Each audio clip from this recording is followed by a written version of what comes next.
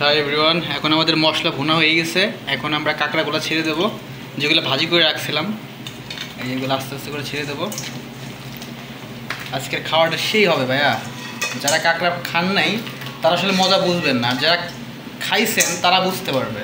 আর যারা খান নাই তারা অনেক সময় ঘিন ঘিন করতে পারেন যে আল্লাহ এগুলো কী খায়।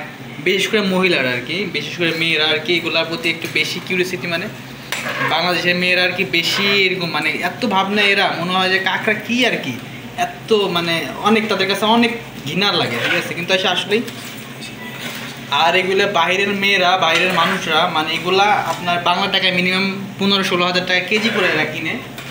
এত দাম আর এত স্বাদ এগুলা, যা বাংলাদেশের মেয়েরা, বাংলাদেশের মানুষরা কিন্তু কাঁকড়া দেখলে একটু ঘিন ঘিন করে আর কি, কাঁকড়া খাইতে চায় না, তারা অনেক মানে কেমন জেনারিক করে। কিন্তু বাইরের মানুষ, মেয়েরা এবং কি পুরুষ মানুষ যা আর কি, বাচ্চা টাচ্চা যা আছে, তারা এতটা পছন্দ করে, তাদের কাছে গোশের থেকে এগুলোই ফেভারিট আর কি।